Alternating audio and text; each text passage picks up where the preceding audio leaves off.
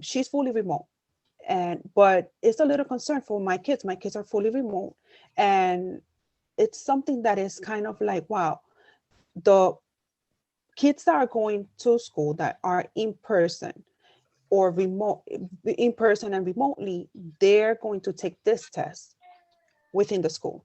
But the kids that are remote, they have the option to go to the school and take the test, or opt out from that, from taking the test. As a parent, I'm a little concerned because for me, it's important to know the level where my kids at. But at the same time, my son, he has a lot of conditions, medical conditions, where he cannot go. And the doctors right now, they're like, we don't want to expose him, or we don't want for your older daughter to be exposed because of his conditions. So I'm like in between. And as many parents, this is something that is new. And we were talking, my friends and I, we were talking about it. Like, you know what, this is an option, but it's kind of like, I don't want to expose my kid. If he goes, what can happen? Because he's not there, they're not being there. So my daughter, I know she has a little concern about that too, because we were talking about it. She's like, I received this today, and I was reading what she received that from the teacher. I was reading it. So it's kind of like, I know her concerns, but also as a parent, I'm concerned as well. And I would like to know, like, an advice in this situation, an advice, like what to do. Like sometimes we do have decisions to make right now. From here to September, there's decisions that we have to make. So that's one of my concerns right now. Okay, you want to go first? Sure. So if I just want to understand, you're looking for advice on how to think about in terms of whether to send her in for the test versus opting out of the test?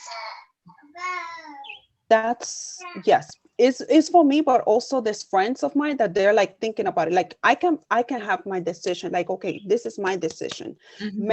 Medically wise, I know what's going to be my decision. But I have friends that like they're like, I really don't know what to do.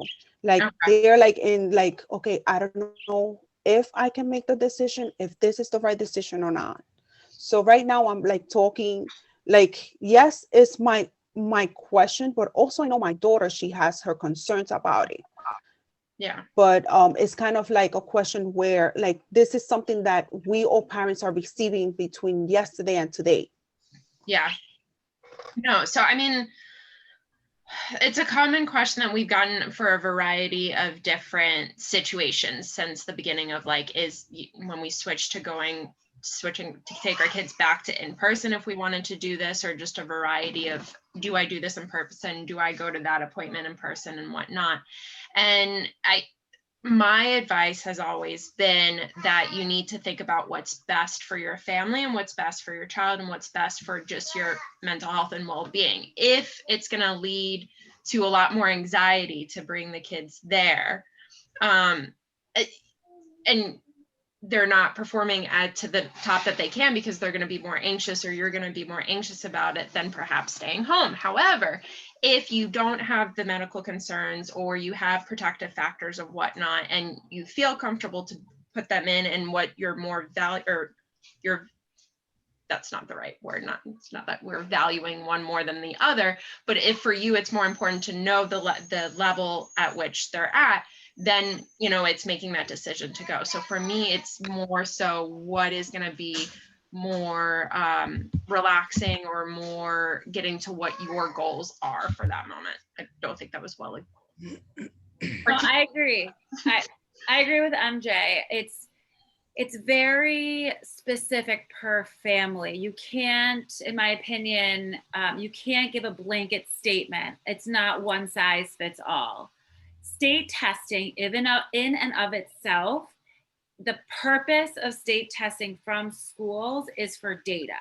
It's for data to send to the state for them to be aware of about where the students are falling. It's not a test that factors into their grade. It's not a test that says your child is perfect and way above. It's not a test to say your child is failing and knows nothing. The purpose of it simply is for data for the schools to give to the state to get funding, more funding, less funding, whatever the case may be. So if you look at it at that standpoint, how important is it to you as a parent to receive that information? So if your child has a medical issue going on, if your child or anyone in the family has a medical difficulty, has extreme anxiety, has any type of factor that's impacting them in a way that having them go in for school testing, as MJ was saying, would be causing more harm than good, we say, it's fine, it's 1 year, not a big deal. If you feel that them not going to the school testing is going to cause more harm, because this is very, very important to you, you need to have those numbers, you want them to have that experience. If that's the case, as MJ was saying, then have them go. And you can have your protocols where you wear a certain outfit, you're going to have another outfit as soon as you get home, you leave, you do your thing, you wash your hands, you don't go near anyone, you don't touch anything that's not yours. If you do, you sanitize, you come home, you stay outside of the door, I sanitize you, you take off those clothes, you go straight to the bathroom, you shut, depending on what your protocol and your comfort level as a family. But if it's simply to get, and in my opinion, MJ, tell me what you think, if it's simply to know the level that your child is performing, I would look at other information. I would not base it on just the state test. I would base it on how was their homework? How was their classwork? How was their participation? And if you really don't know what your child's level is, because that's not enough information, then requesting evaluations, whether that's from the school, whether it's from a hospital system, whether it's from our hospital system, whether it's from a clinic, you can get that information more holistically in a bigger and better and broader range without that one piece. So I would look at the whole picture. MJ, what do you think? No, I agree. I completely agree with that. Does that Thank you. Does that answer your question? Yes. In a different, like in a different way. Yes. Thank you so much. Of course. I also have a question. Absolutely. Because what I'm seeing, I'm not looking at, I'm going to speak for all parents, because I realize that this COVID pandemic affects every one of us. My concern, which I'm not seeing in the school, which is really very deep concern, is does the DOE have something in place, which they need to put something in place. Every student, every child need a counseling in school. And I'm going to tell you why. I can be here with my kids and saying, oh, my kids is this because I that. But if they get a one-on-one with somebody else, it's a different output. Because my kid's going to be saying, she's brave with me. But when she's with somebody else, counseling, then you will know the true. They are affected. The kids need something. They need counseling, and not only the kids, the parents. And my concern is, where do we go from? We need to move on, but with moving on, something have to put in place. Or thank you for this meeting.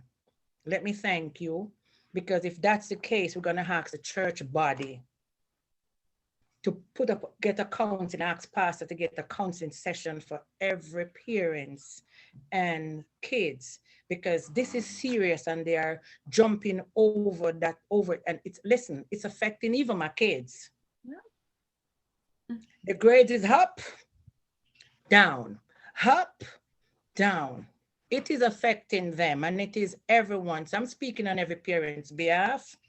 We would like to get the kids need a one-on-one session to see how they're going to move forward when this is over. We don't know when it's going to be over.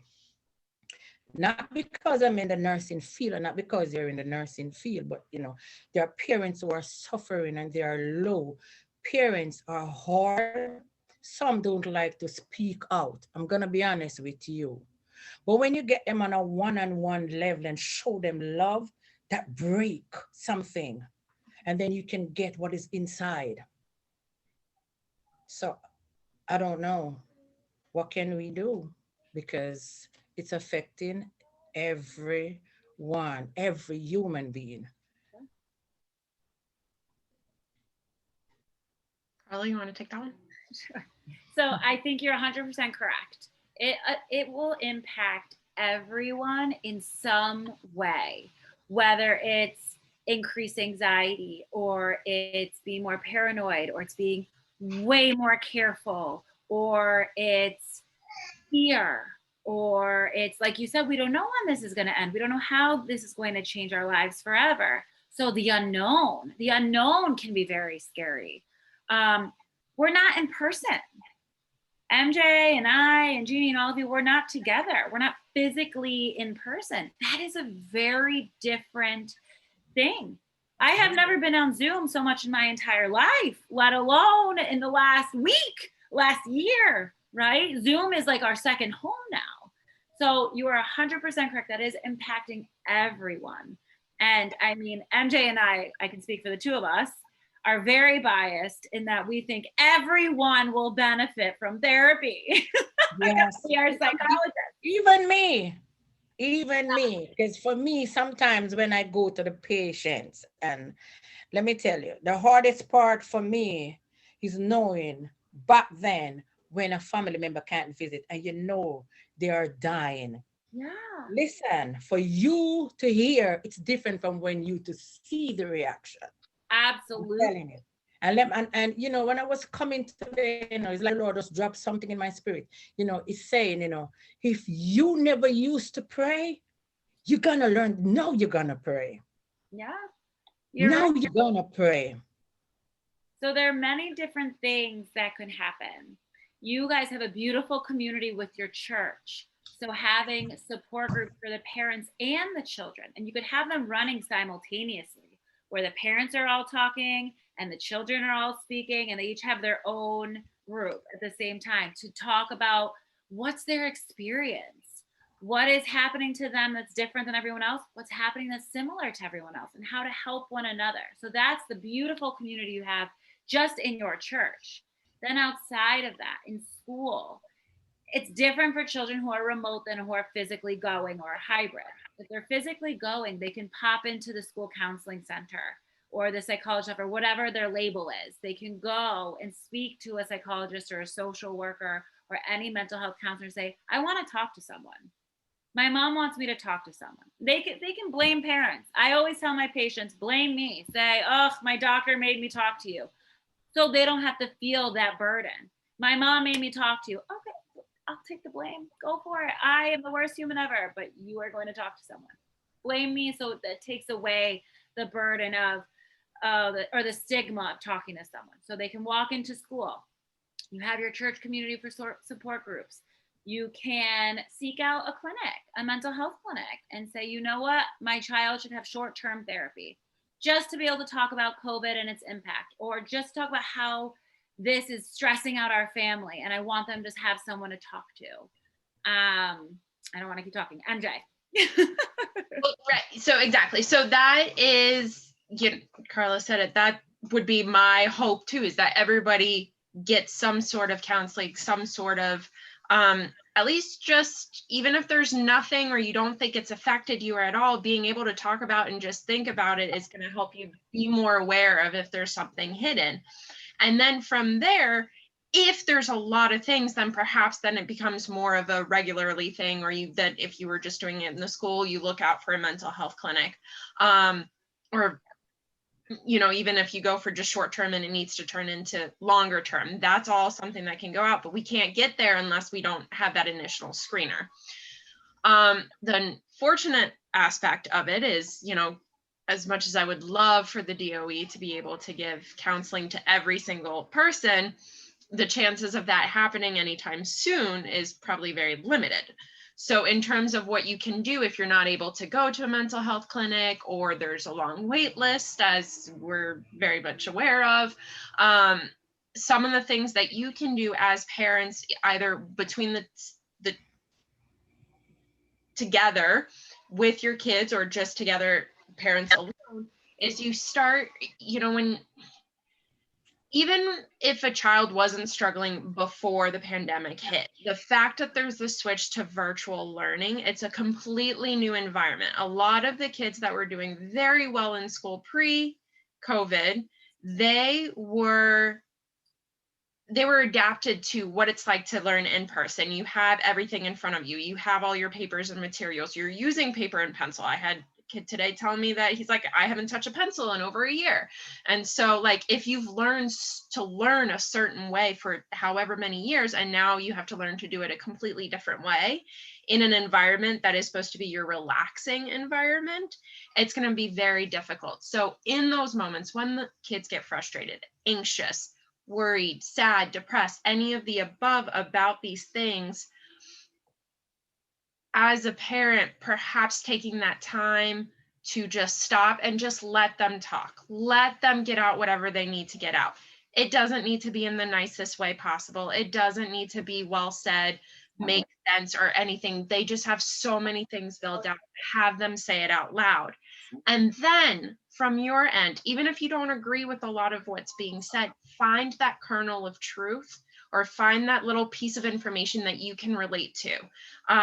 So yes, we don't necessarily want them slamming the computer shut or yelling at their teachers. However, whatever it was that caused them to do that, they didn't understand the work. Nobody was listening. Zoom was cutting in and out when they were trying to ask a question. They never got an answer. Yes, that is frustrating. It's frustrating when that happens. I would be angry when that happens too. If it happens in your own work meetings, share that with them and say, I had the same situation in my work meeting. I tried to say something, the internet cut out, nobody heard me, and then someone else said my idea.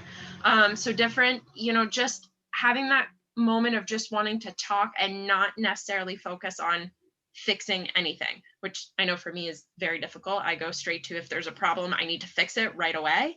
And my husband is like, no, we're just going to talk. It's okay. So that it's not the same as counseling, but it's the first step of just being there, listening, validating. And then if you really do need the coping skills, then looking for more of the stress releasing stuff.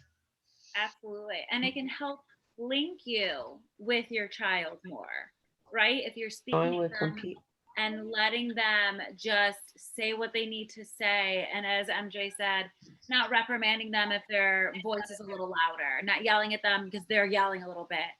Validating, as she said, and supporting them, saying, yeah, this is the worst. This stinks. I know you want to go play with your friends on the playground. I know you want to hug your friend. It's awful. It's not fun. You want to hang out with these kids. You want to be in a lunchroom and in the cafeteria getting the teachers yelling at you because you guys are all screaming and not sitting down. You miss those. You miss running around in gym class. So validating and saying, yeah, I get it. I wish you could be there too. So I'm here. I love you. You are right. This is not fun. This is not exciting. This is not what it's supposed to be. And we still have to deal with it. So because it's not so fun, we're going to talk about it more. And I love you. And I am here for you. And I know this is a church group.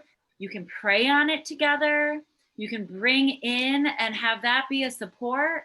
It's a beautiful thing. And I would utilize all of those things. As MJ said, in a perfect world, the DOE would make every child go to the counselor at least once a month or whatever.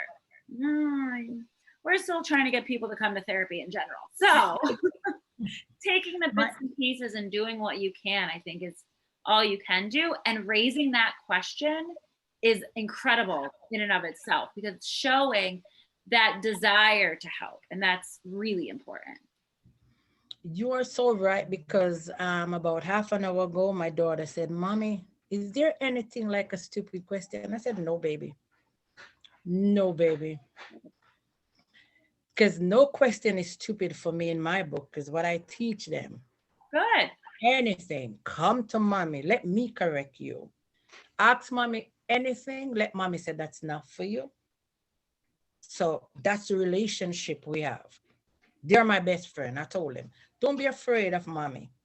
That is why I hug them so often. That is why I kiss them so often. I go out with them. Sometimes I'm here, you'd never believe. We're in here playing. We're playing because, they need our support, the distraction. Anything you can find to distract the kids from this COVID and, these stuff. And, as I was saying last week, we, the parents, we need to take them off the news because 80% of the news are false. So we need to get them off because this is what embedded in them and it won't erase. So if you can get them occupied doing something fun, like I said, as my kids, they start to do praise dance, they start to do different stuff now, which I appreciate them, but because I put down the ground rules, you understand?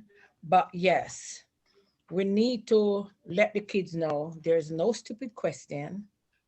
It doesn't matter what it is.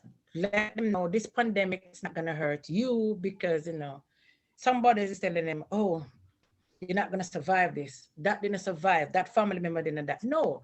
What I try to tell my kids, I'm in the nursing field, not because I'm in the nursing field, but you have to understand if they have underlying issues, yes, but guess what? We don't have.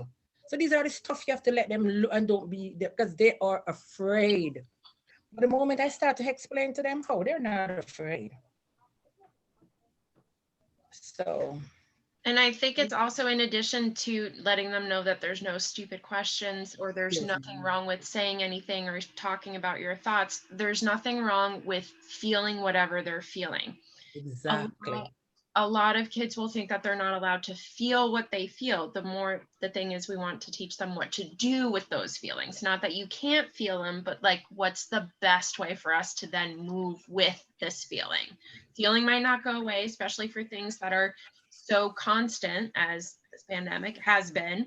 The feelings are going to be there. We just want to know what is it that works best for us to be able to move forward and still live our life the way that we want or can live it.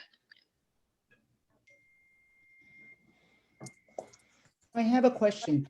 What strategy would you advise to motivate the students at home with their homework if they're struggling?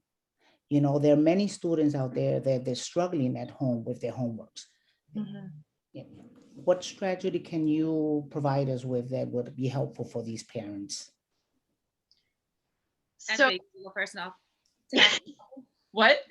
You go first and I'll tag on. Okay. Yeah. So I think I would start first.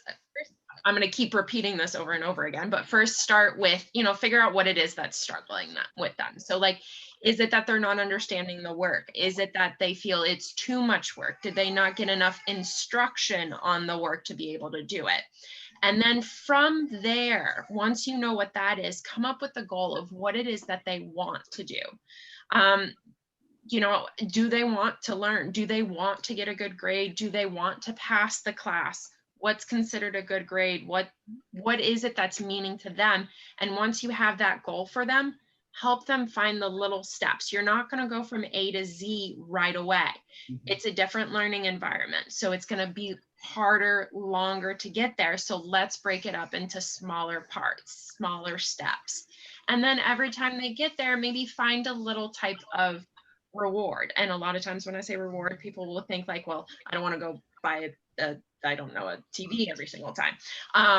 But it doesn't have to be that much. It could be an extra 5 minutes outside or an extra 5 minutes on the TV or on your phone or something, if they want extra time with you or with their sibling that they're not able to have that, you set aside that time and say, and make it protective. Okay, you've done this, you earn this 5 minutes here, 5 minutes there.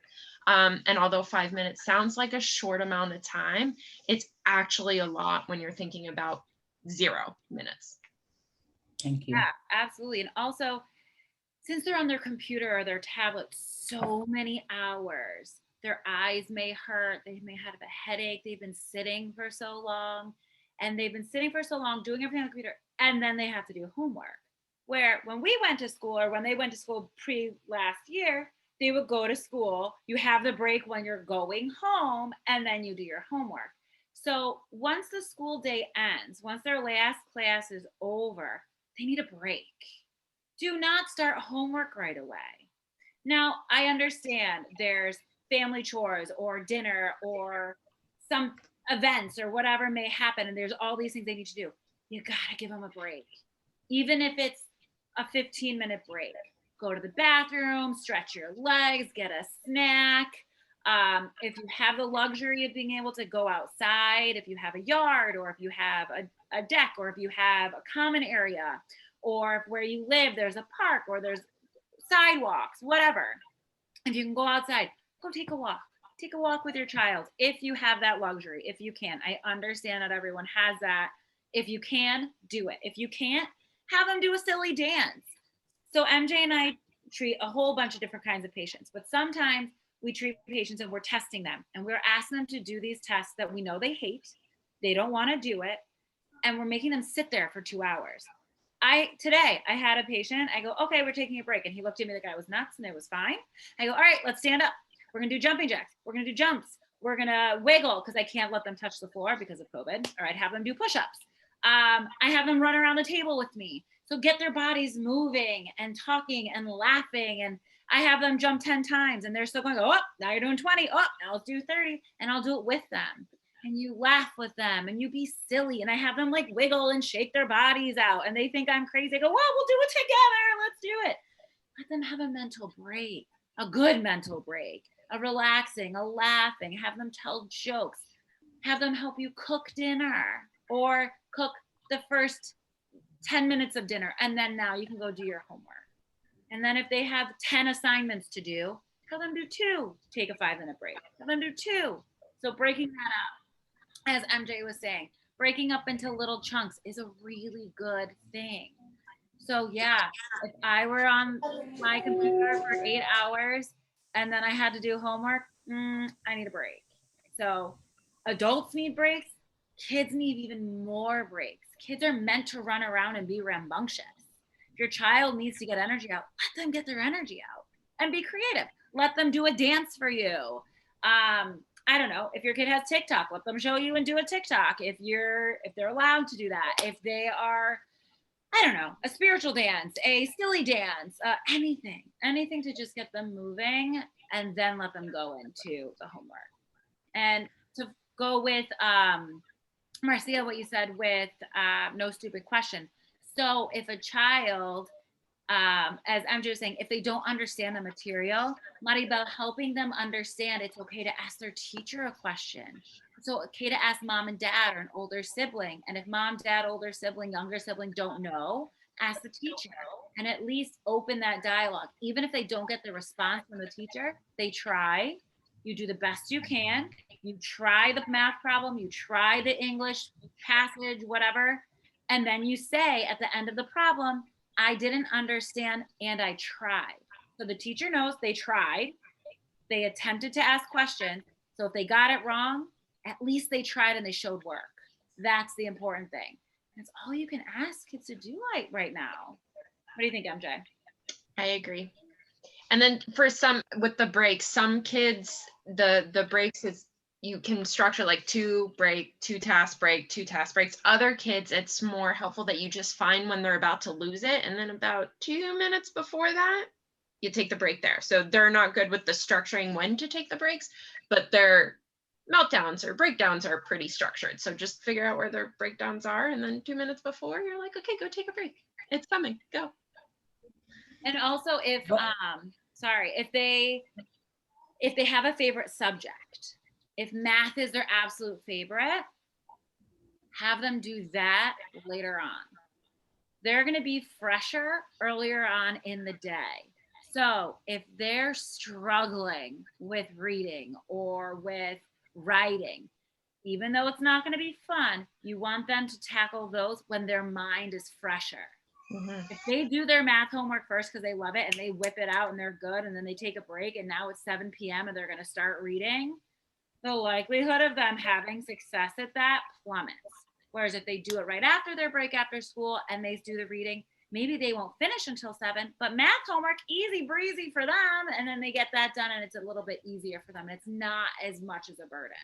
So finding where their sweet spots are, what they're really good at and what they're struggling with and need a little more help. So maybe mom, dad, sister has only between 5 and 6 that they're able to help. So you save between 5 and 6 for the really hard subject because mom or dad or sister or brother or their cousin, whoever can help. So really trying to figure out what the structure of the family is and trying to best help your kid that way. One of the problem I see with this Okay. the remote learning and in-person learning is two different things. And why I said that to you, because when we have meeting with the teachers, they are telling you straight there and then in the Zoom, if your child have a problem, they can always send me an email and da-da-da-da-da. That does not happen. Mm-hmm. One, they have a life and we have to respect that. Sometimes they just want to get rid of you fast during the Zoom. So they said, I see where my child reached out to teachers and they did not respond. Mm-hmm. I tried also my best. I have to get to the vice principal now. So for me, DOE, Department of Education, for the pandemic, they're not going to really grade you. All they want for the parents in general, they just want to know that they are focused. It's not going to be great. It's not going to put them down. It's not going to tell them that, oh, they didn't do good or da-da-da-da. The main issue for what I do studies. I do researches, I call. So this is one of the things the parents are doing is bombarding themselves too much. My kid is not getting that, da-da-da-da. In-person learning is 100% better than remote. How do they gonna judge both kids? They can't. They say they can't. They cannot. They cannot say, okay, in learning was 100%, so they're gonna, no, they can't. Mothers, parents, I'm speaking again to we parents. We have to slow it down with the kids.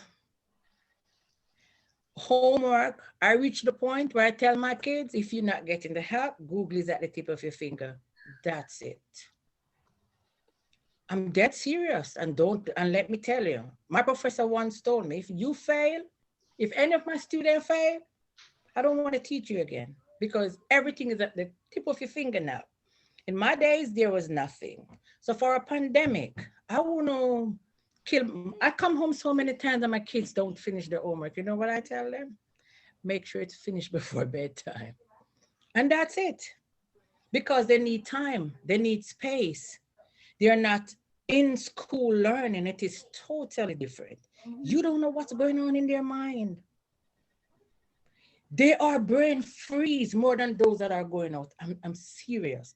There are times my big daughter, she zoned out. And I said, that's not a good sign. I said, talk to me. And then Mom was thinking about the pandemic, all the kids affected. I said, yes. No, let's pass that. That's not for you. You don't know what these kids are going through. So for homework and stuff, I reached a point, Department of Education, they're not going to really bother the kids this year and half of last year based on the pandemic. All they need them to do is to focus. Focus. So my daughters, they don't like reading anymore. So this is what I said to them. We're gonna start read back, just 1 minute. And then the next time, 2 minutes. And if we reach 10 minutes, how it's not making sense, stop, put it down. Then we'll pick it up again. You're gonna reach the point where you're reading and you just don't want to stop. So I said, girls, this is it. Mommy gonna do reading with you guys again. That's it. Because I used to go to the library, I borrow my own book just to read with them. Mm-hmm. I said, jump in the bed. So for this, parents, don't pressure yourself too much. Please don't pressure yourself. The kids need you. Mm-hmm. They need us. You pressure yourself too much, you know what will happen? They need us. Mm-hmm. They need us. Thank you, Marcia. I just noticed, I'm sorry to interrupt. I just noticed we have a couple of invites here. I have Veronica Maldonado and Yolanda. Welcome. Thank you for joining us. Or if you have any concerns or questions, you're more than welcome at this moment. Yes, I have a question. I'm a grandma of a fifth grader, and I've been noticing that because of the remote learning, right? her disinterest sometimes overwhelms. So, you know, I'm one of those grandmas that push, and sometimes pushing too much deters their willingness to do anything. So you're right. Sometimes we have to sit back and kind of change our strategies. But what would you advise me in our household? How can I get back that motivation for the fifth grader to want and to desire to be engaged in learning again? I think first is gonna be just, why has that disinterested there? But my guess, or the frequent flyer that I've been hearing, is just more, it's different learning, it's different, it's not worth it anymore. There's no real big help coming on around. And with that, they're right. They're right. It's very different. It's not the type of learning they got used to. It's not the type of learning they enjoyed. Fifth grader, depending on section, still elementary school, right? Yes. So elementary school is meant to be more like engage, interactive, play with your friends, have that social interaction, do fun projects. All of that is gone now with the remote learning. And if they're trying, it's okay, fine, it's through Paint or PowerPoint or different things. So it loses that really hands-on, like putting glue on a paper plate to make now I'm thinking probably more butterfly, yeah. But so it's not being afraid to letting them know that they're right, that this sucks, this isn't what we want, and we still have to do it. So what can we do to get you there? And a little bit like what Marcia was saying, you know, you start off with like, okay, we used to read a half hour at night every night. Okay, now we're taking a step back. We're going to do a minute every night. Next thing you know, you'll end up accidentally going over to 2 minutes. Oh, look at that. We can do 2 minutes. Let's do another 2 minutes. Okay. And then just slowly increasing it. And I think a lot of it is, you know, taking that pressure off of yourself, being there for them. Sometimes they might just need someone to listen, or someone to listen to them. And then they'll be ready and in a place of having the conversation of we do to do what we need to do. Yeah. And as grandma saying, what do you miss that we used to do together? What could we do today? So for example, you might not be able to go on an adventure in, I don't know, the zoo, but you could go around the house, go around the apartment, go around where you live and have a little adventure together and just have grandchild time. We are just going to do something fun. And then we'll do your homework, right? But it's come to the point where parents are now teachers. Caregivers are now teachers. So you're a teacher, you're a caregiver, you're a provider, you're a confidant. You are wearing not only all the hats you used to wear, but now you're adding teacher and tutor and all of these, and therapist and clinician and like all these things. And you're not supposed to. That's what teachers are for. And that's why you have a school. And that's why you have psychology. Like, you're not supposed to, but we don't have that luxury. So how can you turn that hat on and put that hat on and say, okay, let's have this 10-minute of just grandkid time. We can complain together. Let's see who can complain the most. I don't like math. Well, I hate division. Well, I don't like division and multiplication. Well, reading really makes me mad. Well, I don't like writing paragraphs. Oh, well, I don't like writing essays. What about you? Oh, well, I like writing essays. Well, I don't. And just, you can be ridiculous and try to be, who can be the biggest complainer? And you get all those complainings out. And then guess what? Let's go do our math and our multiplication and division because we might not like it. And we're going to do it. And let's see how great we can do it. Let's do it together. We got this. And then when you finish that worksheet or even one single problem, I'm going to pretend MJ's my kid. Look, MJ, we did it. We got through one problem. That was amazing. We did it. And we didn't even complain yet. Oh, do we need to have a minute of complaining? Let's do it. Let's make our complaints. And whatever and it may sound ridiculous and it may sound counterintuitive. It may sound like, well, I don't want them to complain about school. Listen, there is something that you did not like about school. Even people who love and thrive and school is their thing have something to complain about. So it's finding different things to bond and connect with, and then showing them we cannot like things. We can have zero motivation for something and still get through it. And then look at what we just succeeded at and be so proud of us. We just did that. And one step at a time, one problem at a time, one worksheet at a time, one paper at a time, and get through it. And be excited about those victories. Whereas before, when they were at school, a victory was you finished all of your homework before 7 p.m. Awesome. Now it's you got through 3 problems and didn't cry. That is incredible. I am so proud of you. And then guess what? They do one more problem, they cry. That's all right. Why are we crying? We're sad. We're frustrated. Yeah, this is not fun. And you're surviving and you're doing it. So finding the different things. And I love that we have Nisa, sorry, totally butchered your name. Nisa, that you're here and you can talk about being a kid in school right now. You can let us know how you're feeling. And if you have questions, that'd be so cool to hear from you. You've been sitting here with all these adults talking for so long. We would love to hear from you too. Mute yourself, honey. Yes. Sure. I'm concerned to go to in-person school because I feel nervous because I don't know what's going to happen. And I also miss socializing with my friends. Thank you for those questions and your concern.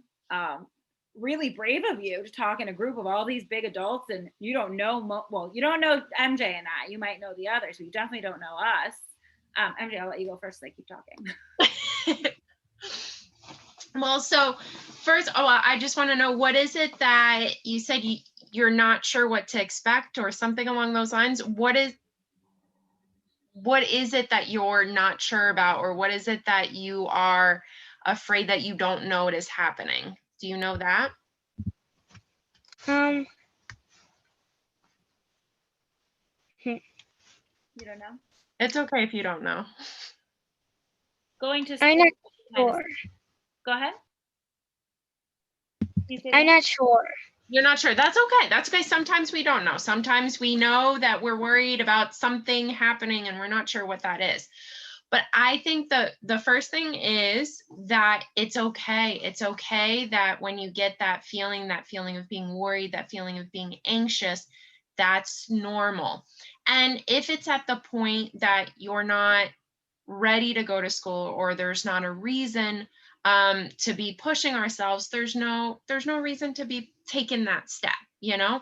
However, if you feel like you're ready to take that step, or your mom is ready for you to take that step, or your teachers are talking to you about taking that step, then you can start having that conversation of really trying to figure out, what is it, all the things that are making you scared, all the things that you're afraid of. And then you can start thinking about it in terms of which ones are the worst ones. Which ones are the ones that, like, okay, I'm scared of that, and I think I can do it, you know?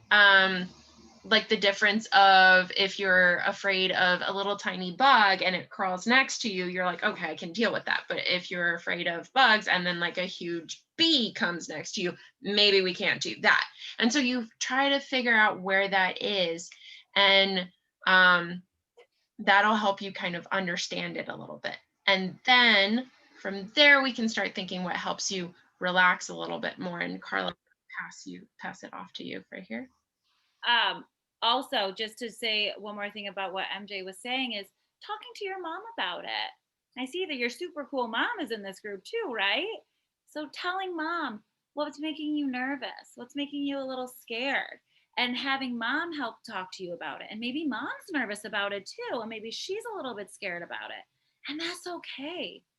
Everybody in this group, I promise you, I can guarantee every single person in this group has been scared of something before, and has been nervous about something before, and has still done it. And then there are people, I promise you, everyone has been scared of something and decided not to do it because they were just too scared. So talking to mom about it is really important.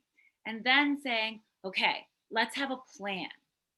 A lot of times, if we can plan something, at least a little bit, it helps us feel better. So maybe talking to mom and saying, I want to try going to school, but if I get really, really scared, is it okay if I call you? Or is it okay if I go to the nurse to talk to the nurse? Or is it okay if we have like a special, I don't know, if you have a phone or if you have a nurse that you guys are allowed to call home, you can call home, you can talk to a special teacher and say, I'm a little scared and I don't know what to do. So maybe you can have like a little safe place that you guys talk about when you go back to school. Socializing is huge, right? I want to hang out with my friends. I don't get to see my friends either. It's so annoying. I'm really lucky because I get to see MJ at work every day and I get to see Jeannie every day. So, oh my gosh, don't worry. So I get to see them a little bit. I'm very, very lucky. And MJ and Jeannie and I get to see kids every day, which is super cool because we love kids. We work with kids. That's just how we do things.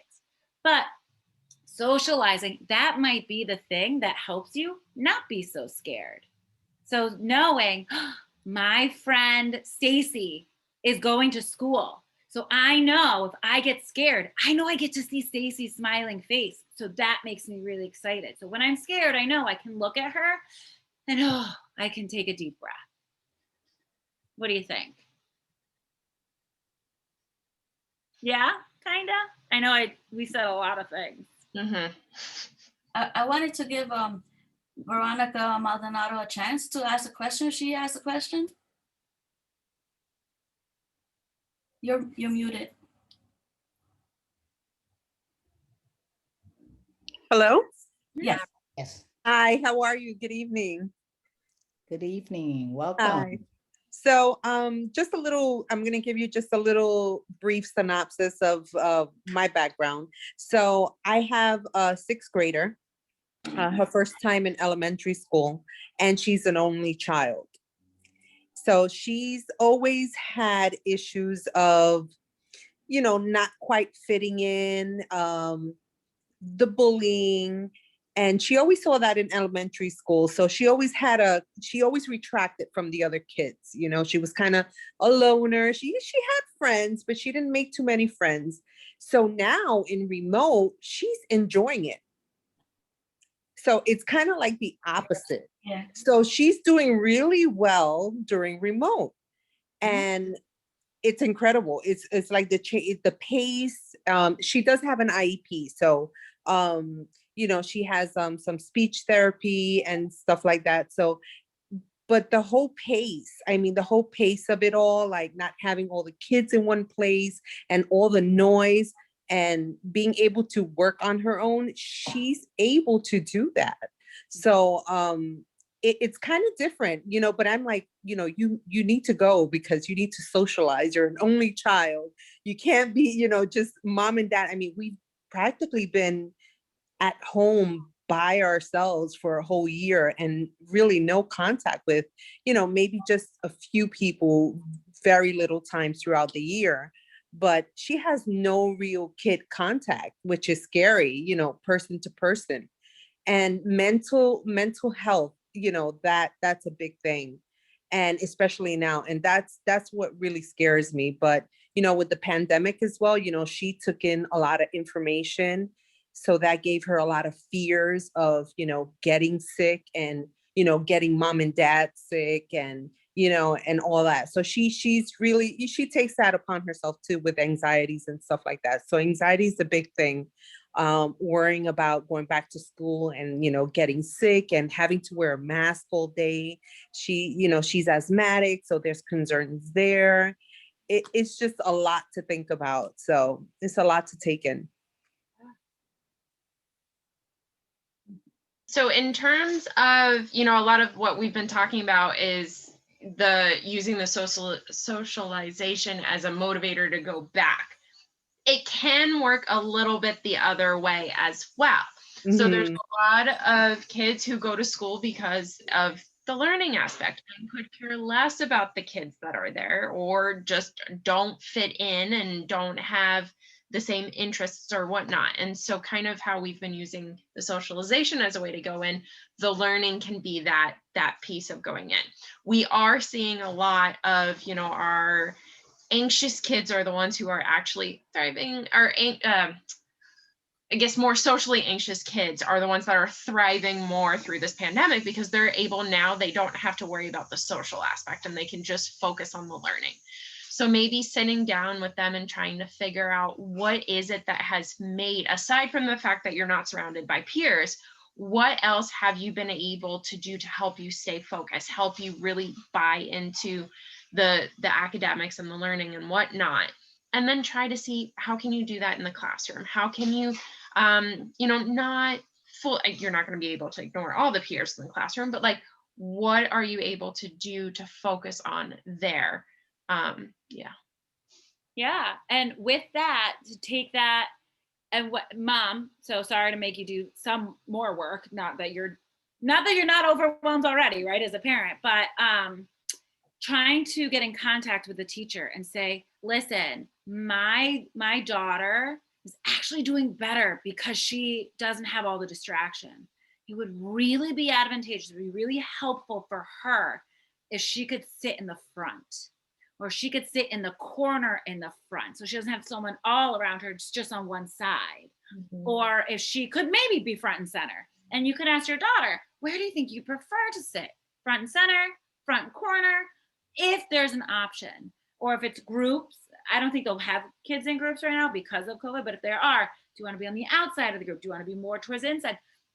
And asking her, what do you think would be best? And then hopefully you have a teacher that's receptive and talking to you and saying, you know, she's doing really well and she does even better in this environment. So if you want my kid to keep learning and to really like your class, and you can like throw it on them a little bit, like if you really want her to do well, then having her in this front aspect really be helpful, and trying to create a plan. Now, if she has an IEP, getting that eye on the IEP or on her 504. If they don't, if your child does not have an IEP and does not have a 504, talking to the school, talking to the teachers, talking to the school counselor, talking to the principal if you have to, and seeing how they can help. Because at the end of the day, the purpose of school is for learning, for socializing, and helping foster your children to grow and become successful, contributing members of society. So I bring in all the big guns, right? Like, this is what we're working with. We want our children to grow and thrive. So having her be in the front will really help her. Mm-hmm. And then talking about different strategies. Maybe she doesn't want to talk to everyone, but is there one person that you might be okay with saying hey to, okay with saying hi to? You don't have to talk to them forever. Just say hi. Is there one person that maybe we can just say hi to? Maybe practicing virtually right now. So I'm going to use MJ because she's easiest. So MJ and I are in class together. I don't like talking to people. I'm in my own world. Like, I just want to learn and go hang out with my parents. So maybe MJ is the one person that I kind of think is a little interesting. She's nice. She's really smart. She always knows all the answers. So I kind of want to be like MJ. So maybe in the chat, MJ answers a question. I say, hi. Or I say, MJ, I really like your shirt. I really like that you knew that answer. I really liked you ask that question that I didn't know. And if that's a lot to type, hey, Mom, can you write something to MJ for me? Great. What do we want to tell her? And maybe bridging that. So then when we go back in person, I already said hi to MJ. So now I can say hi to MJ in person. So these little tiny baby steps and creating those plans. And plans don't always work out, and that's okay. But if you can try to have some sort of foundation to set in motion, that can help sometimes ease some of that anxiety. And listen, anxiety is real. It's not going anywhere.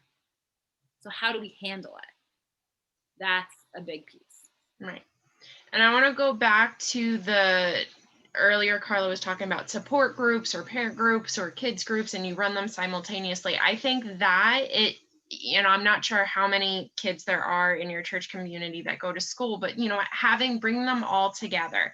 And then same thing for all the caregivers, bringing all of you guys together. You all had your ways of how to parent and do whatever the homework looked like or schooling looked like. The kids had their own ways of what they did when they went to school and how they've adjusted. Some things worked and carried over, some things didn't.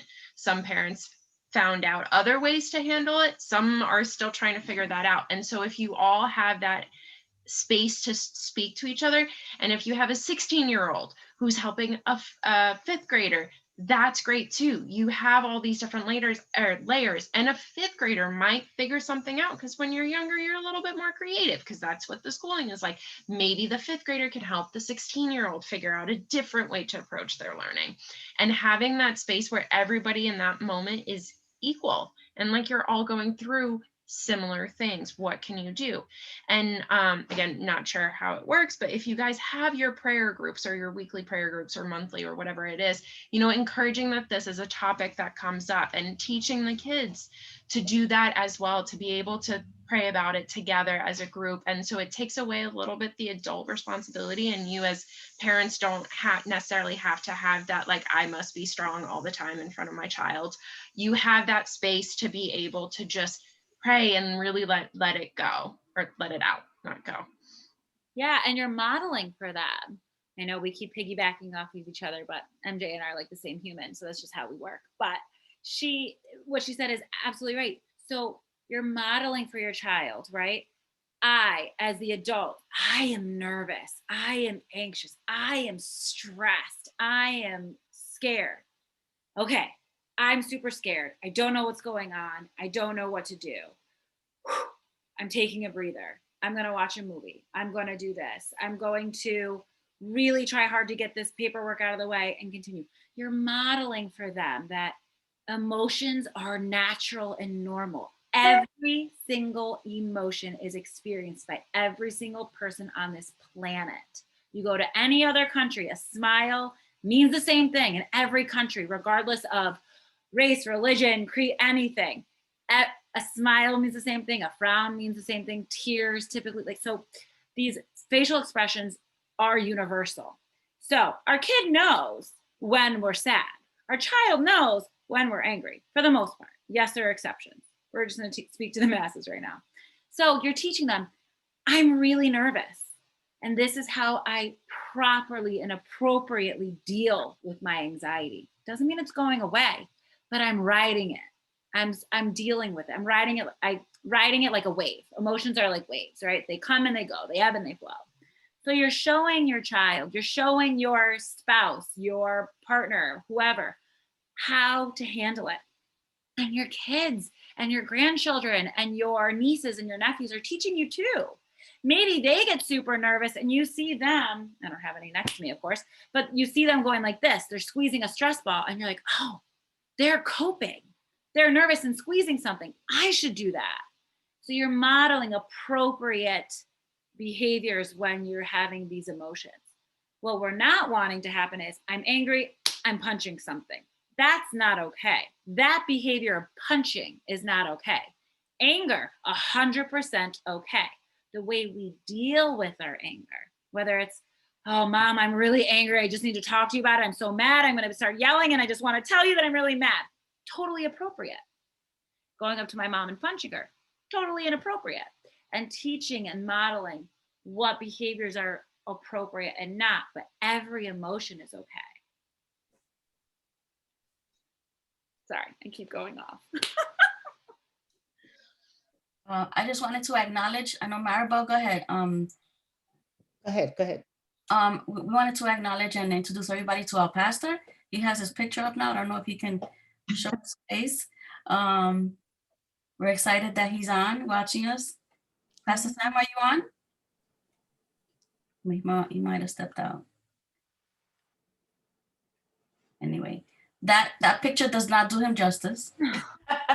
He did say thank you. He did say thank you very much to all of us, you know, and that we will be posting it later on because apparently it didn't go through to Facebook. It says So it's live on Facebook, but it's not showing up.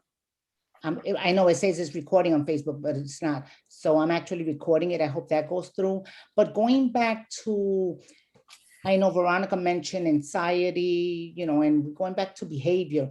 What type of behavior should we, to parents or grandparents, start being concerned about, what should we see in our children, in the children that should wake us up and says, okay, there's something going wrong. So it's going to be a little bit case by case. So you have to keep in mind what your child was like before, like pre-COVID. So if you had a very hyperactive child and they're still very hyperactive, that's not concerning. If you had a kid who was very, very quiet and didn't talk and was calm, and then all of a sudden now they're moving all about, now that's concerning. Now, leaving that there, a lot of what you might look for is if that lack of motivation. So if they were motivated, if they were sitting in front of the computer or in class and they were engaged and wanting to do all of their tasks, and now they're not so much, it's the last thing they're touching, or they're trying really hard not to do it. If you're noticing that either they're not wanting to go to bed, or they're sleeping in more, or their sleep is messed up, that could be a sign that something needs to change. Not necessarily that they could be struggling in school, but also perhaps just the schedule of the day has been messed up for them. Any changes in their eating habits. Yes, they're growing children, and I think we all, instead of the freshman 15, we have our COVID 50 or whatever. And so, aside from that, if you have those changes in eating habits, that's something to pay attention to. Any, withdrawing more than is normal. So again, if you have a normally withdrawn child and they're still doing the same amount of withdrawing, that's, as long as there wasn't any concern before, that's fine. However, if they're withdrawing even more, if you're at the dinner table and there was conversations and now there's no participation in the conversations. So I guess what I'm trying to say is any drastic changes from what it was before. Going off a little bit of what Carla was doing, a little bit more physical aggressiveness, not necessarily, it could be towards others, but if it's just towards them or towards their objects, or like their school objects, slamming the computers, throwing their books, throwing things around their rooms, squeezing themselves harder, any of that, that would also be something that I would, just the way we've been saying, I noticed that you were doing this, can you tell me what's going on? Or what are you thinking? What are you feeling right now?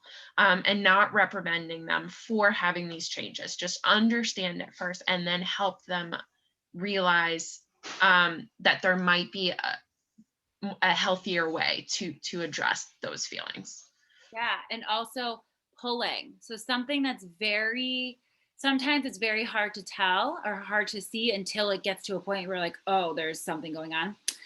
If you see them pulling at their hair, eventually they may develop a bald spot there, or at their eyebrows, or at their skin, or picking, and they never used to do that. So as MJ was saying, things that are just not their normal, not normal for your child, for your grandchild, for your niece, nephew, cousin, whomever, sibling, something that's not their typical.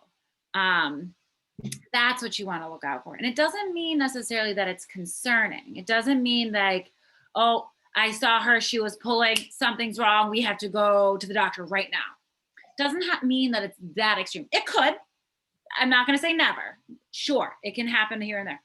But talking to them, as MJ said, and then maybe they don't know, or maybe they don't notice. They're slamming their computer and you're like, huh, I just noticed you slammed your tablet down. And they're like, oh, I did? No, I didn't. Like, huh. So noticing if they're aware and if they're not aware. If they're not aware, making them aware, letting them know, not getting mad at them. And it's hard, right? We're all stressed out. We're all trying to do the best for our children. So we're more reactive. We're more likely to yell or to grit our teeth or whatever. We're more likely to do that. So taking a breath for ourselves and giving ourselves a break, as Marcia was saying earlier, parents, adults, take a breather. You're a human being. We make mistakes. So owning that. And then, so if your child's not aware, maybe letting them know, you used to talk to me every night before bed. We don't have that special time anymore. I wonder what's happening. Do you just not like it anymore? Do you just really want to go to bed? Are you exhausted? Are you forgetting? And talking about it. And they're like, I don't know. It's like, well, I loved that time. So I really want to try for us to keep doing that. or whatever the case may be. And really starting to help them in a loving and nurturing and empathic way and saying, yeah, this isn't a fun time. And right in life, we want to enjoy, we want to be together and pray together and be at church all together, 10 of us in a pew instead of 2 of us in a pew. Like, this is what we want to do, right? So getting back to that, what do we do now? Maybe you guys have play dates, and I know it's not the best, Zoom play dates. There's 4 of you guys. I mean, there's 3 children, one with Yolanda, there's Nizma, I keep saying your name wrong. I am so sorry. Niza, and then Veronica, I saw your little one peeking around back there. So maybe the 3 of them can get together, right? And maybe have a little chat, or the moms all chat and the grandma chat, and you guys chat and show the kids, oh, look, you guys might know each other. You guys might be in the same grade. You guys might have things to talk about. To try to remedy some of that. But as MJ said, things that are just out of the ordinary for your child, your the individual in your household. One of the things I noticed too with my 2 kids, which we have to take into consideration when they have 2 of them, I realize sometimes the big one wants to say something to me and the little one comes and is like, she's disgusting. So what I have to do is, Javon are gonna have mommy and daughter moment. You have to, it never used to happen. So now you have to create something new that both or none feel left out. Mm-hmm. So when you see early signs, jump on it. Don't let it slide. And because of that, now we create a relationship bond. Because remember, the pandemic messed up a lot of stuff. Again, we don't know what's going on in their mind. We don't know what's going on in the parents' mind. When you have more than 1 kids, you have to know how to address them without one feeling left out, because I guarantee you, they're gonna say it happened, even though deep down you know it doesn't happen. So you have to know how. Or you come in and say, oh, tonight is Javana's night, tomorrow is Devonique's night, and then the other night is 3 of us together. You have to create something so they don't feel out, because I'm telling you, I'm doing a lot of reading. I don't want them to hear me. And you'd be surprised how many kids are thinking about suicide. And I mean young kids. So this is where we have to create something different for the kids at home. You know, sometimes we forget about the pandemic and focus on the kids and yourself. We focus so much on this pandemic, and it is separating the love that is supposed to be bonding as a family sometimes.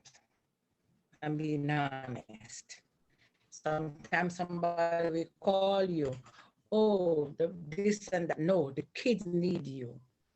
Your family needs you. Anything you need to do, let it stay outside of the door until tomorrow. You pick it up, we're going to work. So for the kids, we need to have a band. We need to set stuff where they can understand that if it's more than 1 kids, don't let them feel left out. Please don't let them feel left out, because I'm hearing it a lot with most of my co-workers, and the way they react to them over the phone, I was like, I say, you crazy? I say, if I have a problem with my daughter, I'm calling out sick right now. Because I need to go fix it. Somebody else can't fix it for me. I have to fix You're breaking up. So we say, okay, girls, come, let's go out to eat, go do that or something. And then later I'll find out what happened. Sometimes nothing happened. Can I tell the truth is they need to get out of the house.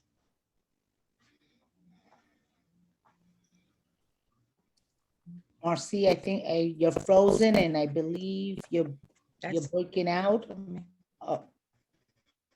It was tough to make everything out, but I think one of the points, and I think pre-COVID and with COVID and forever, even before COVID existed, I think it's very important to try to find special time. No, I'm done.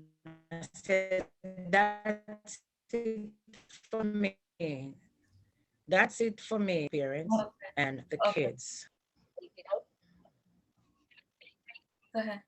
So making a special time, whether you have one child, 10 children, regardless, with each caregiver. So if that's mom and dad, if that's grandpa, whomever is in the caregiving role, so that the child has a special time with each caregiver. And some families have luxury of more time and some don't. Some family members work 7 days a week. So whatever you can do to make a special time just with each child for each caregiver, if possible. So for sake of argument, I'm just going to have a mom, a dad, and MJ as the kid. MJ, you're always my kid. So, and I'm mom. So MJ and I know every Saturday at 4:30 p.m. is mommy MJ time. That is it. This is our time. We have 30 minutes, 4:30 to 5, because I'm working 24/7 and that's the only time I have. So that's mommy MJ time. And then on Wednesdays from 3:30 to 4, she gets daddy time, daddy and MJ time, whatever the case is. Having a special time. And this is important pre-COVID and even more so now with COVID, and when COVID hopefully is gone and in the past. And we're like, remember that pandemic that happened 10 years ago? That'd be lovely if we could talk about it in the past like that. But having that special time, because that really helps foster the relationship and the bond that you have with this child, whether they're an only child or one of 100, doesn't matter. They should still have that special time with you. But that's what I was hearing. I don't know if MJ, if you heard anything else. No, I was gonna say the exact same thing, the bringing back the importance of, special time. And I might even, if there's more than one child in the home, that they can have special time, just the two of them, of like, now it's kid time, teenager time. You guys be, with reason, the boss of the area that you're designated in, and that might allow you and the other adults in the home as well to have your own time there, kid free. We all need to be with our peers of the same age throughout our life. That's just healthy. Absolutely. So Pastor apologize. He's actually on another device doing his own counseling on Zoom. So that's why he I think he still wants to hear while he's doing that. So, but he's really appreciative, and he wants us to put the recording. Hopefully we have it all on Facebook, because Facebook is not working live. We couldn't find it. So we'll put it in. And that's why I started letting people in, because we wanted to get as many questions as possible. And this has been really, really helpful. Dimaris, do you have any other questions? Yeah, I do have another question. I would like to know, like, how you prepare a child. Like, let's say you have family members that are passing through COVID, and these family members are very, like, you love these family members, right?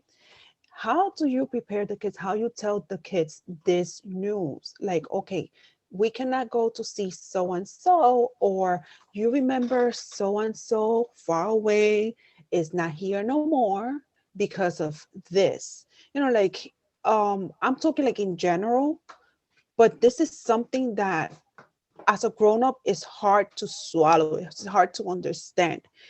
How can we prepare a child for this? Like, sometimes, I want to go to Titi's house, but I know that we cannot go to their house. But how can I tell the kids, like, okay, you know what, we cannot go because of this, because you mentioned COVID, and in their mind it's like, oh my God, this is dangerous, dead. And it's like their mind, like, it goes all over. And you're just trying to say, no, they have this, they're doing good. But it's kind of like, how can you prepare yourself to talk to them about this, like prepare them before or after, you know, in between, like, or maybe your parent is passing through this and we cannot, like, how can we help the kids to understand this? Do you want to go first? It's a good question. So I am one that has been more on the being as honest as you possibly can with kids. They are smarter, for the most part, they're smarter than what we think. You know, even for my daughter is 1 year old, and there's many times that I'm like, she has no idea what's going on, and then something changes, and no, she's very much aware of what's going on. She can't tell us, but she's definitely aware. So I think as they get older, it becomes more and more true that they know something is up. And so the first thing is I would be as honest as possible. Obviously, we don't talk in the same language with kids as we would with adults. We don't give them all of the details as we do with adults. However, I think they have the right to know. They'll know something is up, and they know when adults are lying. They're savvy enough to know when you're playing them. And then it's important to know what it is that they're concerned about. It's going to be an opportunity for you to learn more about what it is that they're concerned about. And then going through the facts of, you know, yes, COVID has, you know, there's been a lot of death. There's been a lot of very sick people and people who have conditions that have lasted after COVID. And there's also a lot of people who made it through. There's a lot of people who didn't have symptoms. There's a lot of people who it was like they had a really bad flu symptoms. So laying out all of the possibilities, preparing them for the worst case scenarios, and also letting them know that there isn't, or that everyone isn't going to be the worst case scenario. If not lucky, but I can't think of the other word, if you're lucky that you had someone near that went through it and didn't have the worst case or any bad symptoms, that's going to be a little bit more helpful, because they'll be able to tangibly be like, okay, no, I know Uncle so-and-so had COVID and he came out of it fine. Carla? Yeah. The end of my train of thought. No, absolutely. I agree 100%. Statistics show that when you provide appropriate information, especially for children or individuals who have anxiety, their anxiety reduces. So sharing proper information is helpful.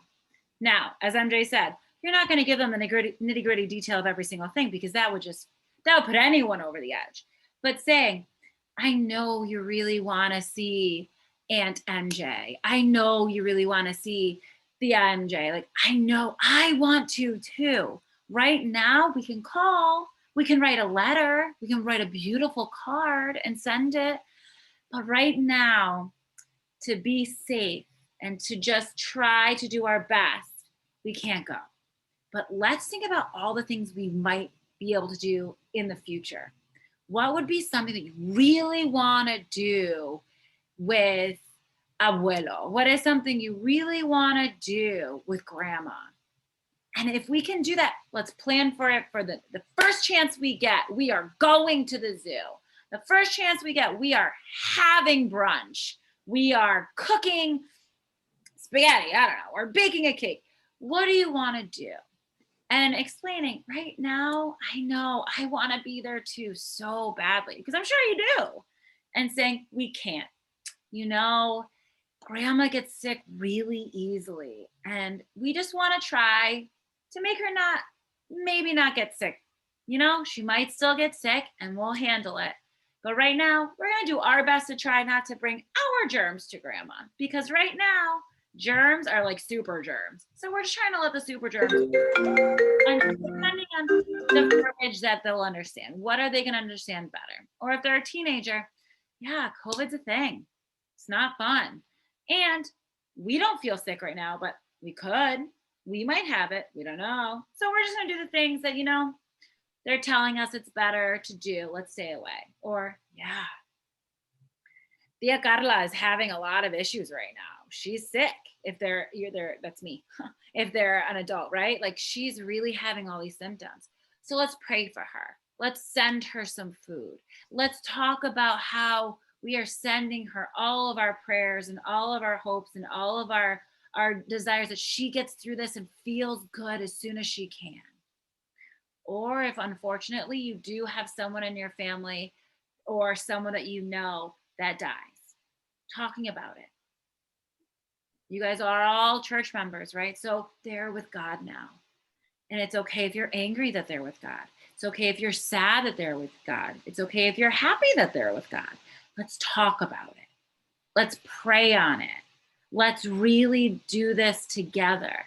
So depending on the situation, depending on the age, depending on their level, right? Because sometimes 16-year-olds are lower. You talk to them and emotionally or kind of they're more of like a 5-year-old. Or you have a 5-year-old who you're like, oh my goodness, my 5-year-old's a 40-year-old already. So now we can talk about it this way. But also remembering that they're only 5. So even though they speak like a 40-year-old, they are only 5. And navigating it that way. So as MJ said, taking that time and having that dialogue, and you have the opportunity now, utilize it, right? We're all going through COVID in one way or another. Let's talk about it. And it's okay to talk about it. It's okay to cry. It's okay to be angry. It's okay to be nervous. It's okay to be confused. All of that is okay. So how do we deal with it? And it's okay to have dealt with it and then 2 months later, 2 weeks later, 3 days later, all of a sudden it's all back. It's normal for it to leave and then come back over and over and over again. That doesn't mean that you stepped back. It doesn't mean you are wrong or handling it wrong or you didn't handle it. It's just, it's fact. You thought about it. You're thinking about it. You're reminiscing about it. It's okay. However you dealt with it then, try it again. Or if you are okay with it, right, for lack of a better phrase, like you feel that you handled it okay, and then it happens to someone else and you completely fall apart and you're crying, that's okay too.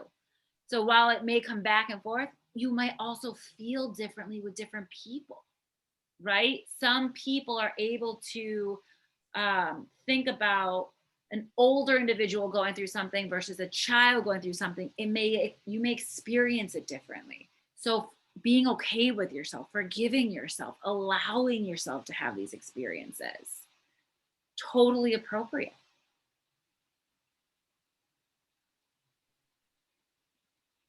Good, very good. Thank you.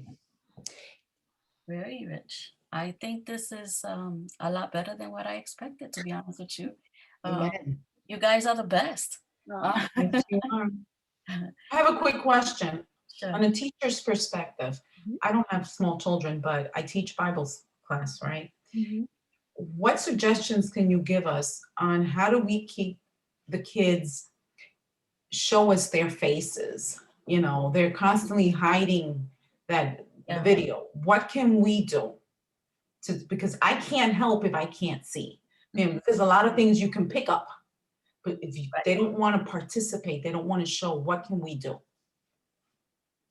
Yolanda, I'm sorry. My son, he's gonna be 12, and that's my constantly like my prayer, like every day, show your face from here. When I'm looking, it's from here, and I'm like, show your face. And he is in 6th grade, Yolanda. So that's a good. I'm still trying to figure that one out.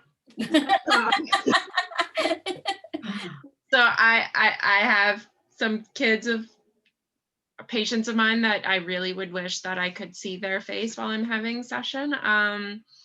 And to me, in that moment for this particular kid, it's just not the battle that I'm choosing to fight right now.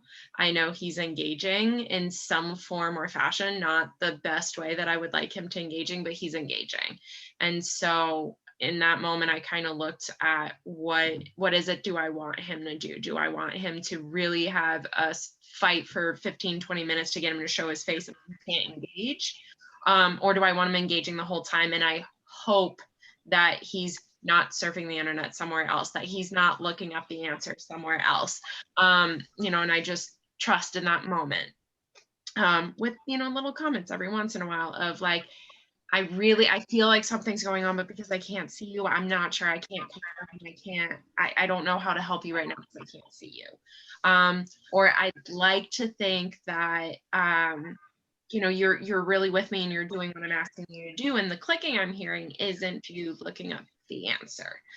So just not in a reprimanding voice, but saying, these are my thoughts. This is what I'm thinking, and help me help you kind of way. Absolutely.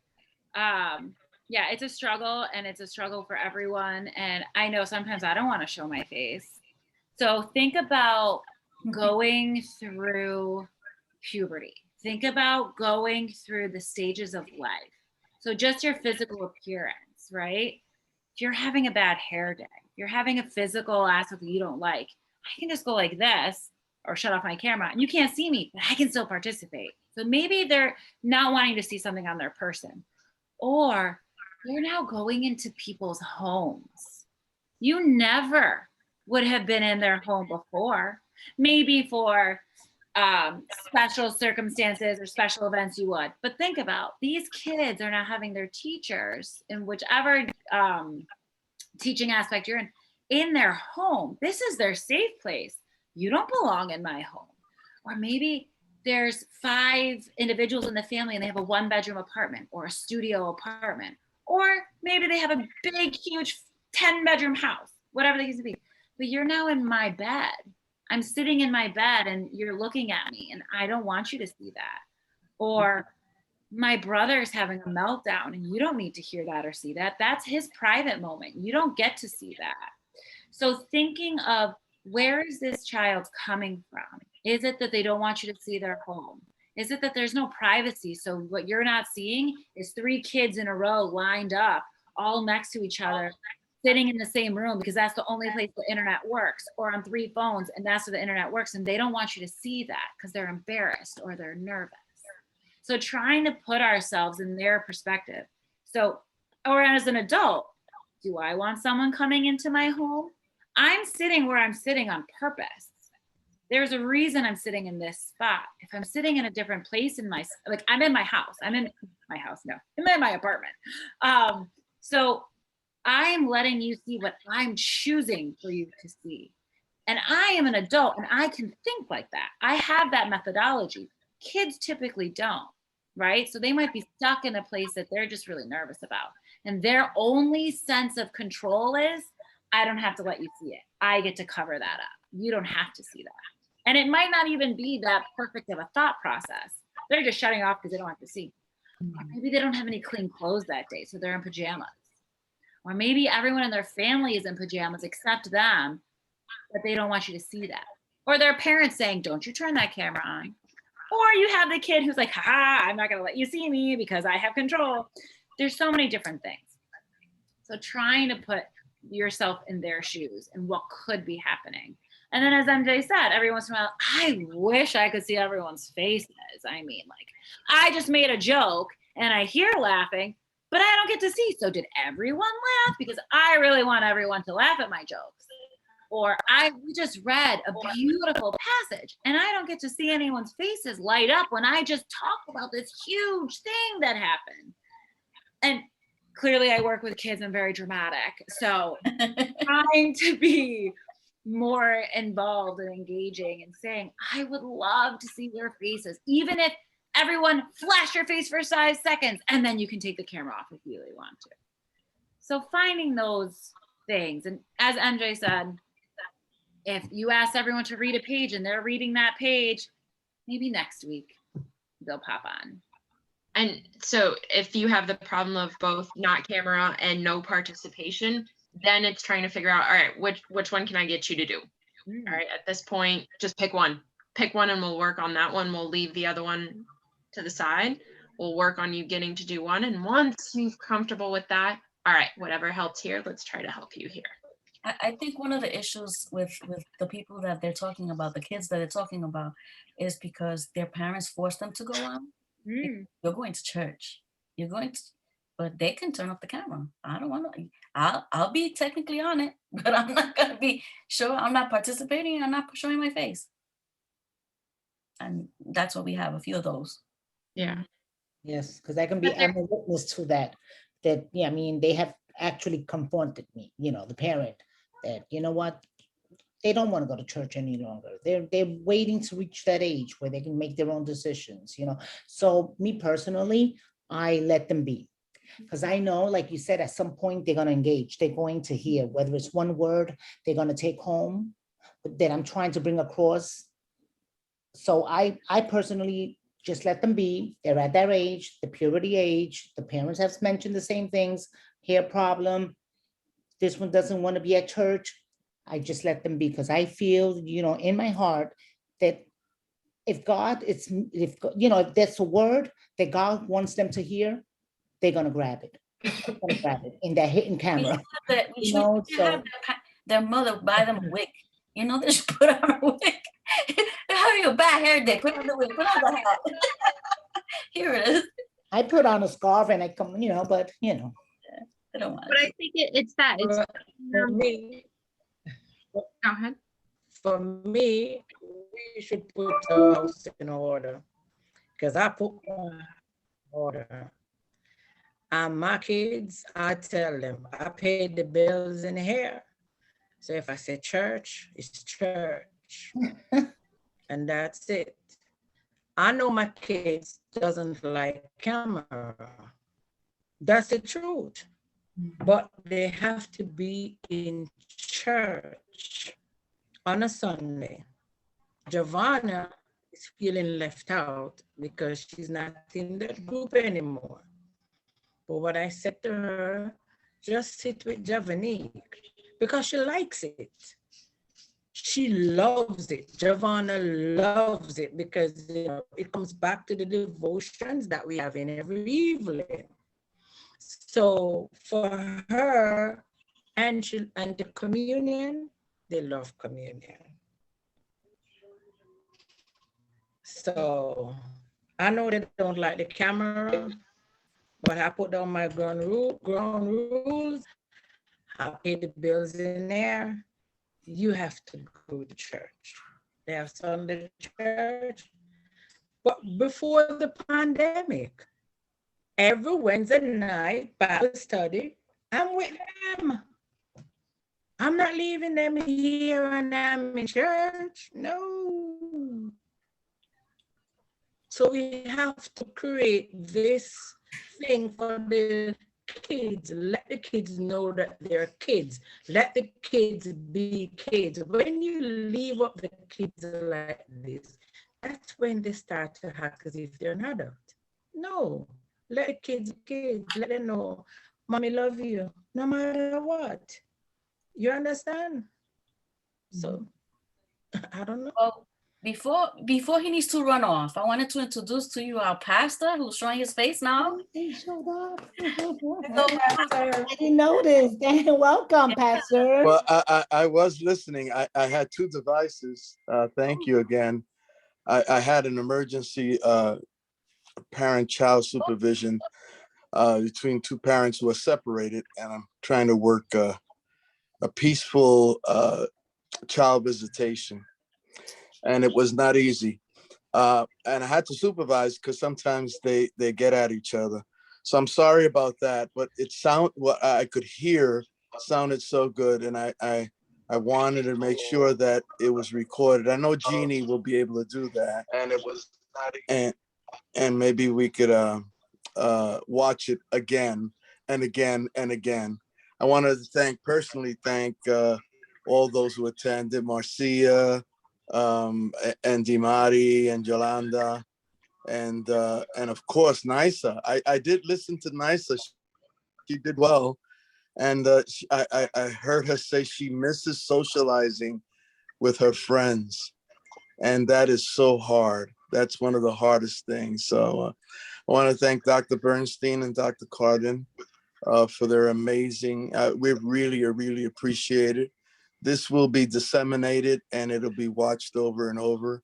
We'll post it several times, and we hope that all of our parents and all of the kids can at least listen to it. So thank you again, and appreciate it, much appreciated. Thank you, Maribel, and thank you, And Jeannie, I don't know what happened with the Facebook, but No, those but I'm things do happen. recording it. According to the screen, it says it's live on Facebook, but it's nowhere.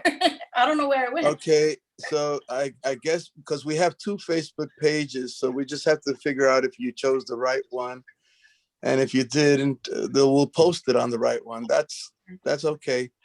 As soon as you're able to, you could post it because Jay has administrative authority to post on the main church one.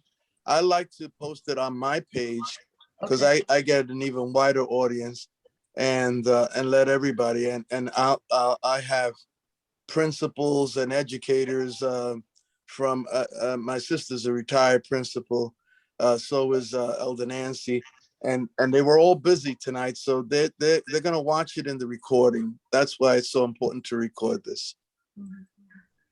I have a recording, Pastor. I'm going to need help with you in terms of posting it on Facebook. Okay, so I'll call you tomorrow. Yeah. Well, Jeannie will show you how to send it. It'll probably be too long and too big, so you have to send it through Google Drive or Dropbox. You can't send it by email. It would be too big. Jeannie, can you coach her on that? Yeah, I can. Yeah, I'm sure you can. And then once I get it, I can post it. But Jay can do it too, and so can Jeannie. Okay. Jay has a posting authorization, so he can put it. So we get it on there. Once he posts it, I can put it on my page. I share it, and we'll share it with some of the parents directly to their pages, so that if they weren't able to be on tonight, they'll get a chance to watch it, and with a little note from Pastor, hey, watch this now. Okay. But this is awesome. This is fantastic. It's I got bits and pieces, and everything I heard was really, really good. And I can't wait to listen to it, relax from beginning to end. Thank you again. Thank you again. We do want to offer, MJ and I talked about this, that if there are other questions, that if people weren't able to attend and had questions, or if any of you have a question that you think of or you had already, please pass them along to Jeannie, and then MJ and I will take a look at them and try to answer them to the best of our ability, and maybe come up with like a sheet to encompass everything, and we can get it back to Jeannie. We're very grateful to have been given this opportunity to speak to all of you, but we definitely want to be able to do that. I'm going over here because MJ's on this side of my screen. Yeah. Looks like you're jumping. I do have a question, but it was not based on what I heard. It's just based on being a parent, and I have children who are doing virtual learning. My 2 teenagers love virtual learning. They love taking class in bed. And actually, my oldest daughter, she's a junior in high school, and she's doing really good. My son had a tough time with some classes, but they were not taught by teachers. They were provided through a learning center or something, and they mostly were just videos and question and answers, which I wasn't happy with. But my little girl, my little one, I listened to her, and her teacher is fantastic. She's upstairs and I'm downstairs, and I can hear her teacher so loud. She laughs with her students and is so happy. It makes me feel good. And I interrupted her and told her that I loved her laugh. And my daughter loves her so much that she's willing to take a chance. They're giving us an opportunity to let her go in this month and do hybrid. She's been doing everything totally virtual. And I'm a little worried about that, because now we're finding that kids are getting it a lot. And my grandson got it, but he didn't get it in school. He got it in karate, in jujitsu class, and he's okay. But his dad is feeling like a bat hit him on the head. So, but there were some things that I did get from other people, from other churches. It was not anyone who was from our church, and that is how do you communicate to a teacher who is not as inviting and as so kind and who they were complaining about a particular teacher, and I think this was in another borough. It might have been Lower Manhattan, because we have a lot of people from Lower Manhattan who come into our programs, and they were saying that there's one particular teacher, and the parents were so intimidated they didn't want their children to get somehow penalized because they stood up. They didn't like the way the teacher answered. They didn't like the way they made them feel, and they began to post it on that particular website, on that particular program. It was some time ago, and like I said, it was mostly people who were not from our congregation, but they were struggling. And then one parent finally interrupted the class and spoke to the teacher directly and let her know that it was so rude the way she was answering some of the kids, that they were feeling so intimidated to even answer. I guess that's very rare, but that's the only thing that I saw online that kind of got my attention, that many parents were saying, oh, I'm glad she spoke up. And they were all parents of kids who were in the same class with the same teacher, but they were afraid to speak up. And finally, one did speak up. And so I think that obviously virtual learning is a challenge, but when you correct a student live, they could see and they can kind of get the tone. Sometimes on video, they're not seeing the teacher, they're seeing their classmates, and they have a hard time interpreting the tone, and they feel intimidated and close up.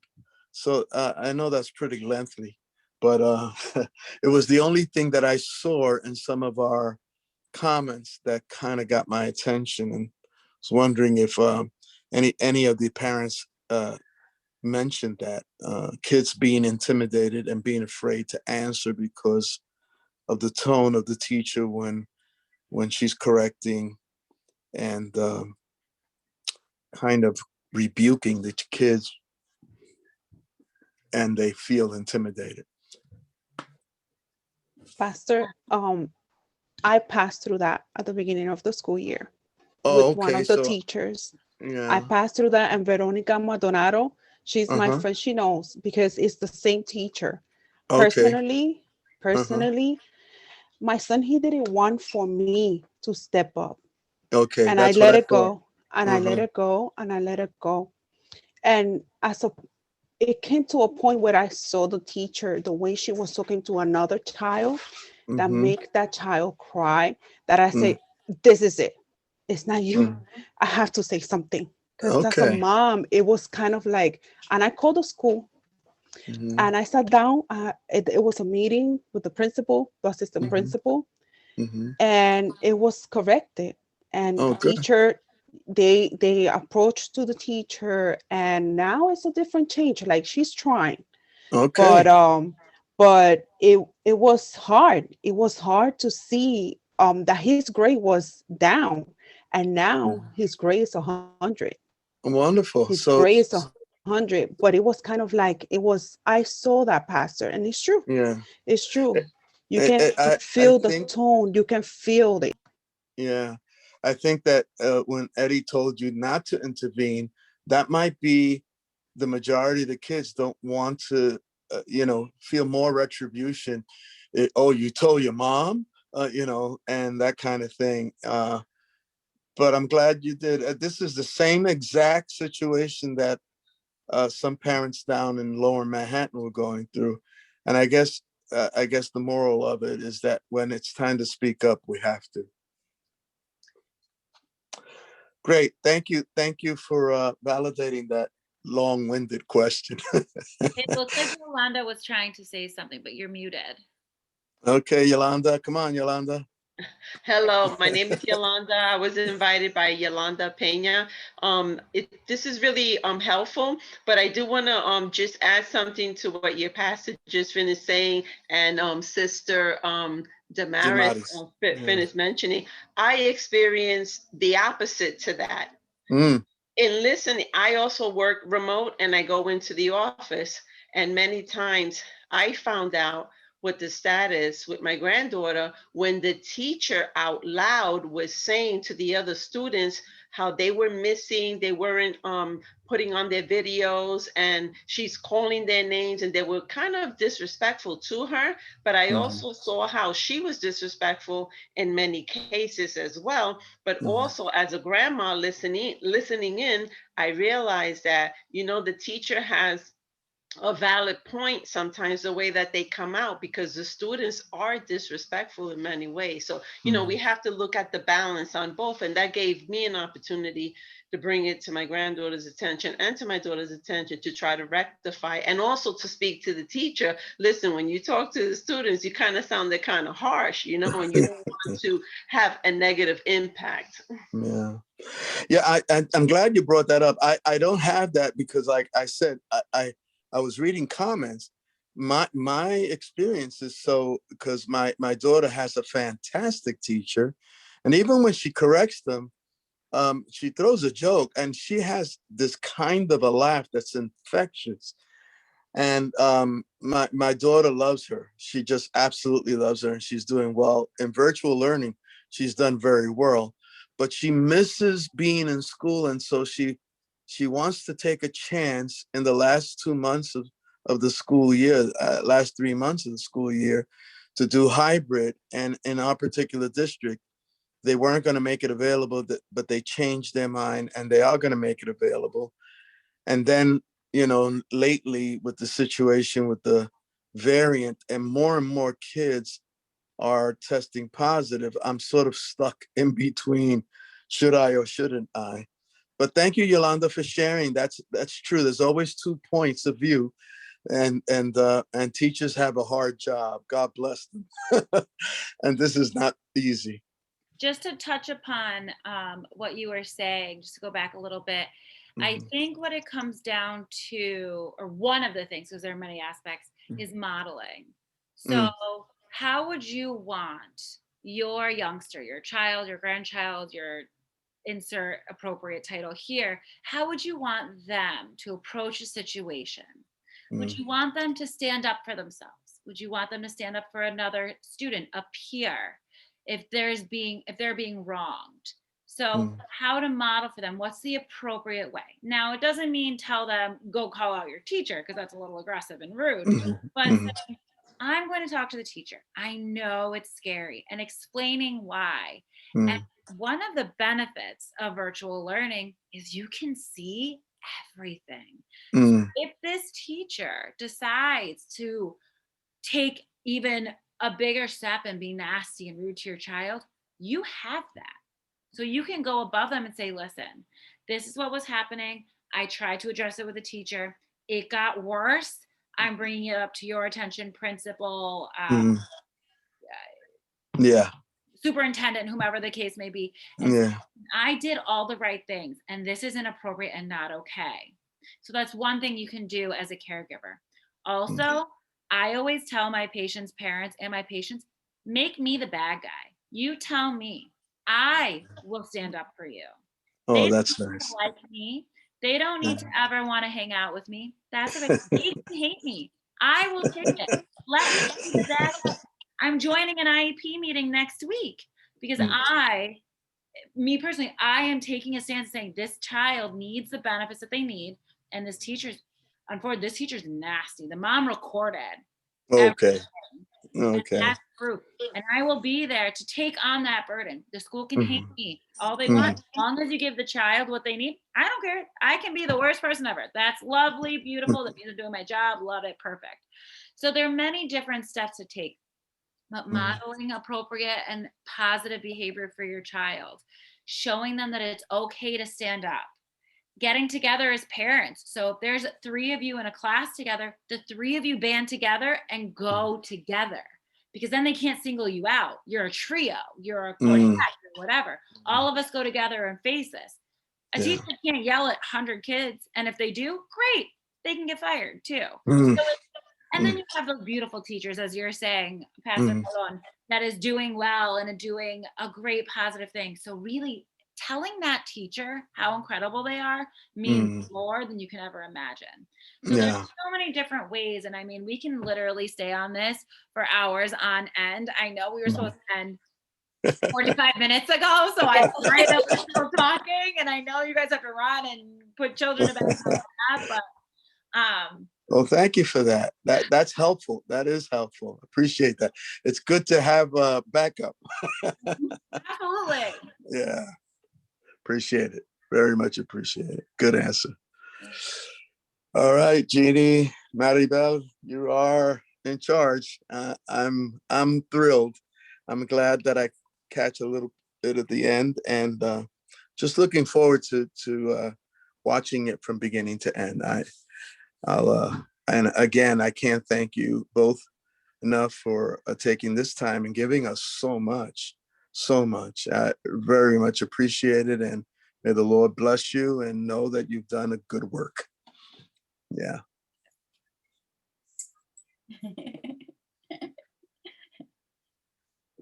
Maribel, you're muted, Maribel.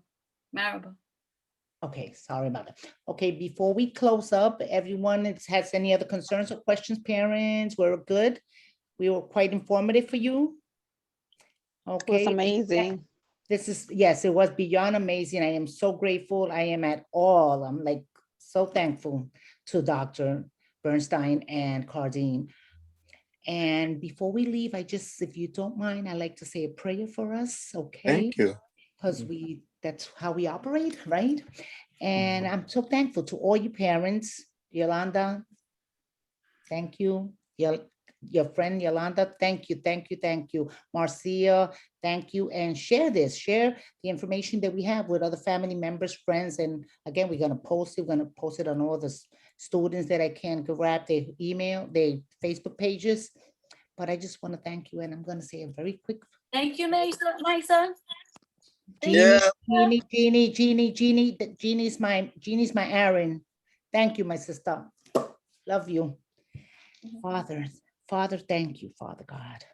I just want to thank you, my Lord. I want to thank you for my sister Jeannie, oh God, for just stepping up and operating in the spirit and just thinking of ideas, oh God, of how to just teach our children and be there for our children and help them in the secular life, Father God, because you know the circumstances and the conditions that they're engaging, oh God, with this remote learning, with this socialism, oh God. But there's nothing impossible for you. She has brought onto the panel, Father God, 2 wonderful doctors that I'm so thankful for, Father. And I pray for a blessing over them, oh God, a blessing over their family, a blessing over their children, over their careers, oh God. Father, I want to thank you for each and every one that are on this panel, and even those that will eventually see this on Facebook. I pray that this will be helpful to you and your family. I pray that you will reach out if you need help, that we're here for them. You hear the doctors saying they're here to answer more questions. This is not the end. We're going to continue to work with our children and lead them in the righteous ways and be there to help them in every area that we can possibly help, oh God. But I have to give you all the glory because you allow things to be. Thank you. Thank my pastor for always supporting us, for such a good shepherd. I am so thankful to this family. In the mighty name of the Father and of the Son and of the Holy Spirit, amen. Thank you. And we will get back to you. There's going to be another one coming next month. I'm probably thinking of bringing my son in, okay? But thank you, doctors. Thank you so much. Big hug. Thank you for having us. Thank you. Good job. Have a good night, folks. Good night. Have a good night. Long day. Oh. Good night. Thank you, Dimaris. Bye-bye. Bye. Jeannie, you gonna stick around for a second? Take it off live.